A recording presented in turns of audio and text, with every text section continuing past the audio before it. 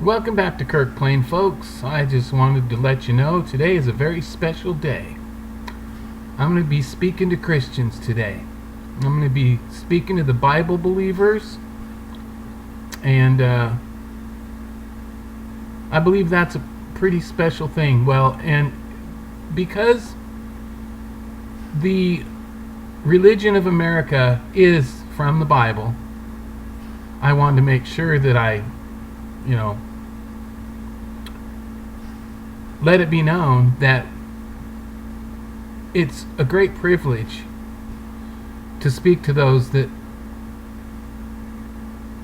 began out in the Bible for their spiritual pursuits, because if you were born in America, that's you. It's just a religion that we hand out. We go door to door. It's a variety of different denominations, but it normally is from the Bible, or a slice of the Bible, or a derivation of the Bible. So regardless, this is a special message because I very seldom teach from the Bible, because it's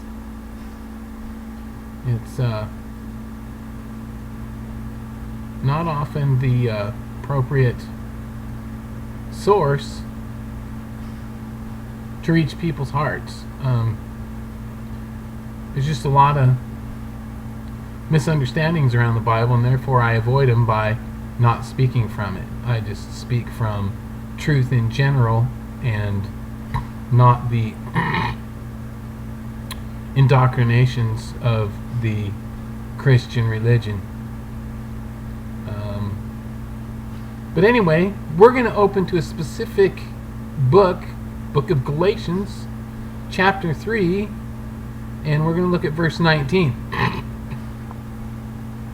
And we're going to find out what exactly and how exactly the Christian's religion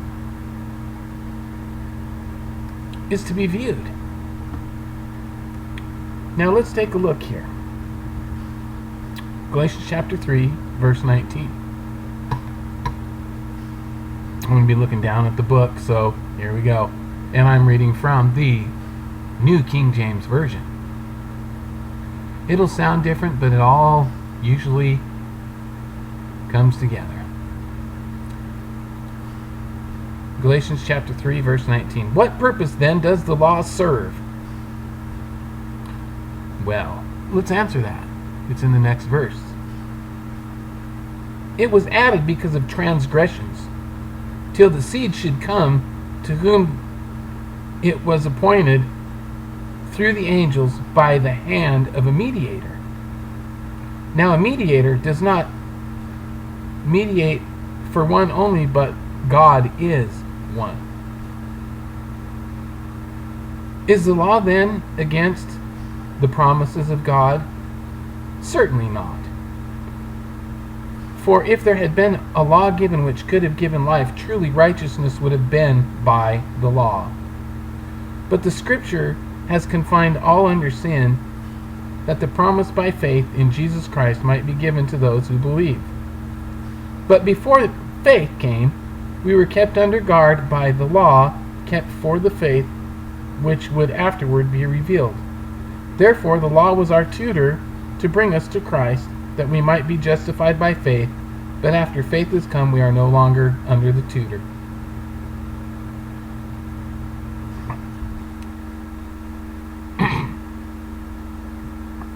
Let's take a deeper look.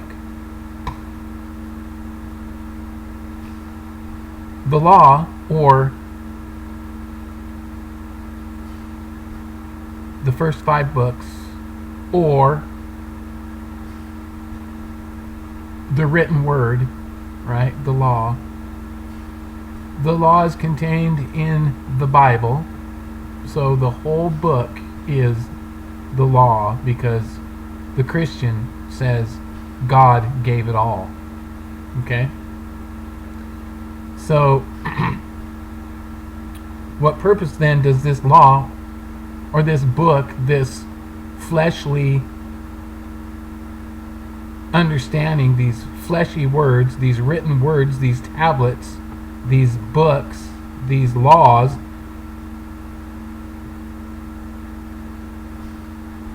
everything contained in the book is the law from God. Jesus said, I didn't come to take away from the law, but to fulfill it. Right? So, before Christ, you had the law, which was the books, the tablets, the stones, the writings, the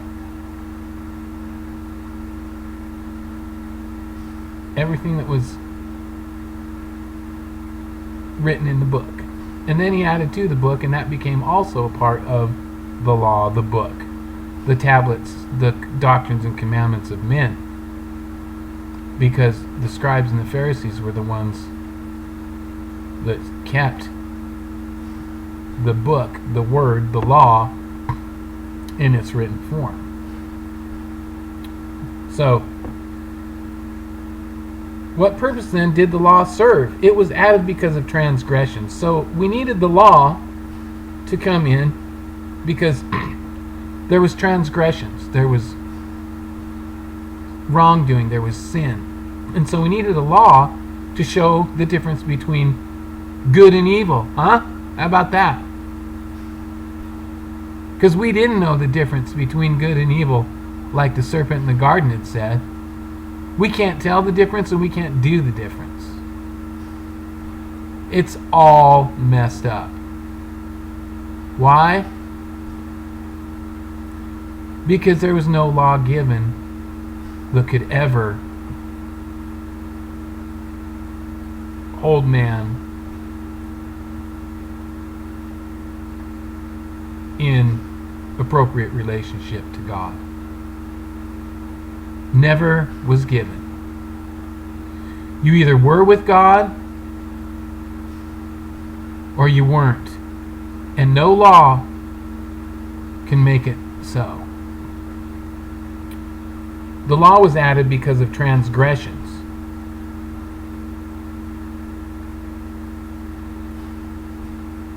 So, pretty much, there was wrongdoing in the communities, in the church, in the world, and laws had to come to straighten it out because there was transgressions, right?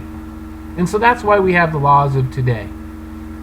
This particular passage is describing how Rome brought in the law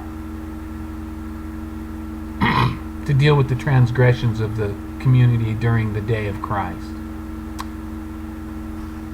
There was so much transgression that they needed the laws to straighten everybody out, and to discipline some, and to provide sentencing for others, and to put to death others.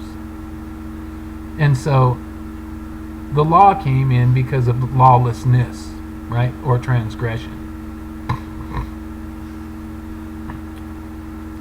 It says, till the seed should come to whom the promise was made.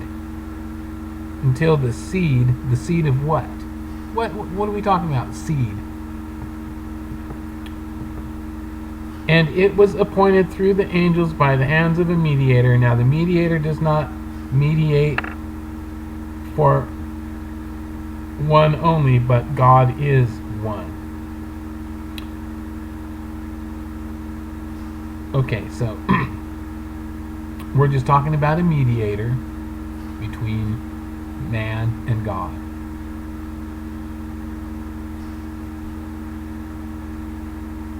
Verse 21. Is the law then against the promise of God? Because God had to allow the law to come in to try and hold community together? No. Remember, the law was given because of the transgressions. Basically, man got out of control. So the law had to come in for community to be organized. For is law against the promises of God? Certainly not. For if there had been a law given which could have given life, truly righteousness, see, life, righteousness, how you live, do you live righteousness? Righteousness would have been given by the law if it could have been given. So in other words, this law was given to bring order in a chaotic world. And if this law could have brought righteousness or right behavior and right standing and right life towards God and others, it would have done so. But because it can't, it was only there to confine the criminals, to confine the ill behavior, and to bring it into judgment, to bring it into subjection under the law. Ouch! The law is there to confine. Okay, here we go. But the scripture has confined all under sin. So this scripture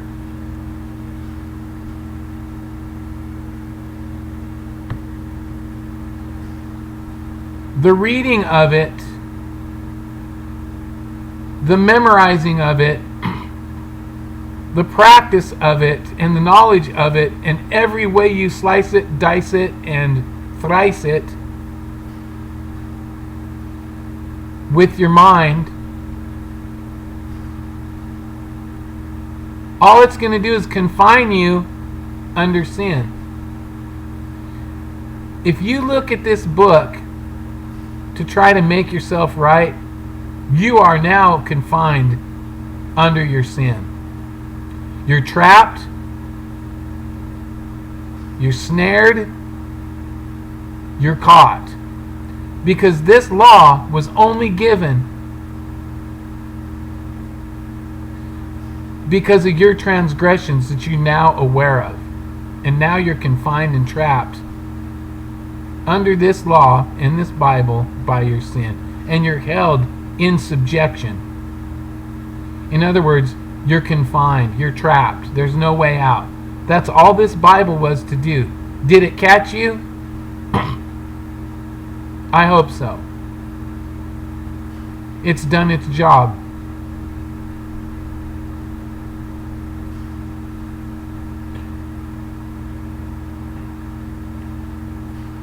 But the scripture has confined all under sin. What does the confining is the scripture. This Bible captures you in your misbehaviors. And it traps you. And that's what it was designed to do.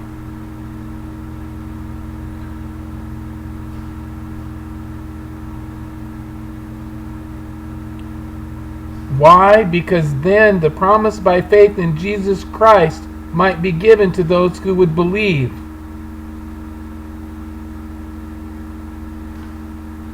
So in other words, the Bible was there to tell you, hey,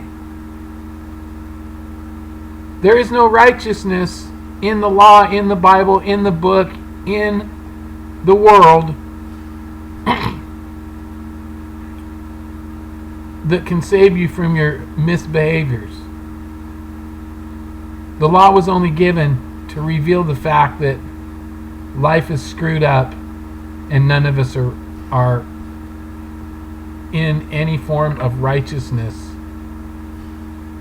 through this book. It only confines you to your sins. And the only way out excuse me, was that we were going to need to find faith. Faith in Jesus Christ. Faith in the life of Christ. Faith in knowing the life of Christ. So that means we really need to significantly not memorize Scripture, not be a ministerial hero, don't follow all the Bible writers and all the stories and all the verses. You need to examine Christ's life of love and kindness and forgiveness and mercy and joy and faithfulness and love and forgiveness and compassion, and live that way. Throw your Bible away now. Because all you need to know is the person, Jesus Christ. Think about who he was, who he lived for, which was to please the Father. And he was the light and the life of this world, and in him was no darkness. In other words, he just lived a way pleasing to God. That's all you need to do. Live the way Jesus lived. That's your calling. Be loving and kind and forgiving. Telling the truth to everyone. In love and mercy. And truly loving and caring. And having emotional concern and love for all. If that's not your Christianity, you're still confined in your sin and guilt and shame under the law. And you haven't even found Christ.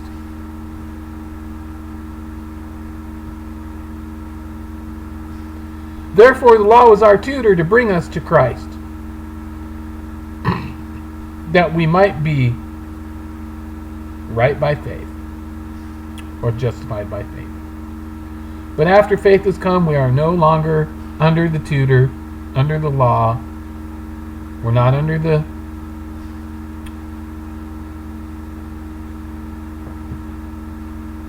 we're under promise.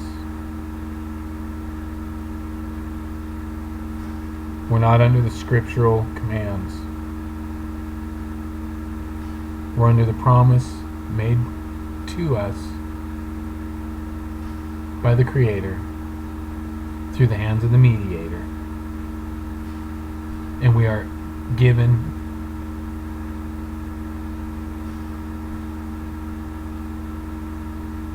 the reality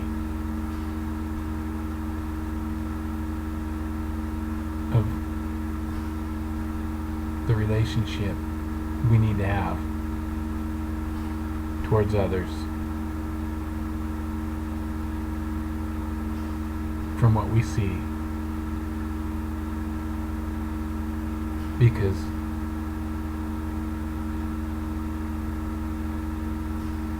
the scriptures, Christians, your book says that Jesus is the exact image of who God is, who the Creator is. And that how he lived is what pleases the Father. And what Jesus did, we're going to do even greater. We're going to do greater miracles. We're going to have greater love. Our mercy, our kindness, we can do even greater.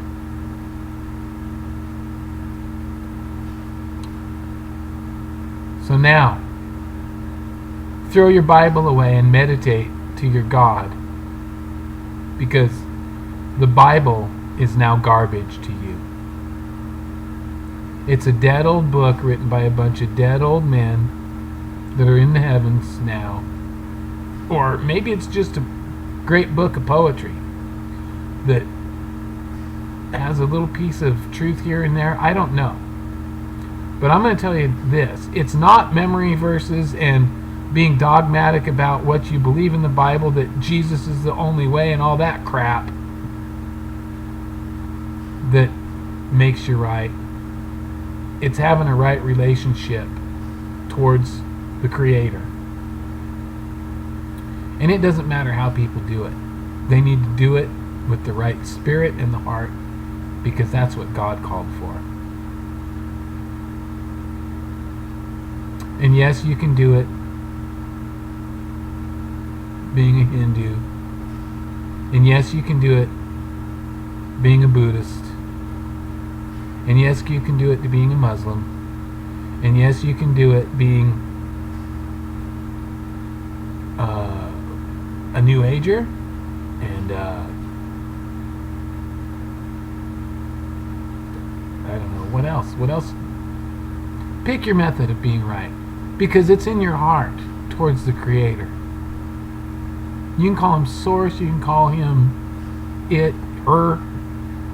None of that matters, because the Creator is so much above us that we don't know the real name. So there is no other name under heaven by which anyone could be saved, though, if you want to call it saved.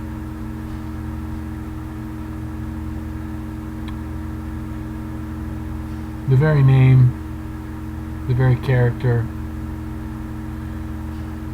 the very image and display of the character of God is in Christ, and that's all we need to know, and that's how we need to live. Don't need the magic book, don't need the Bible stories, don't need none of that. This is only a law to get you to be confined, and don't bow down to the Savior. Get up and love God. Don't kneel at your knees in shame. Stand up because you were shown the way to God and how to live, and start living it. Have a great day now that you know the truth.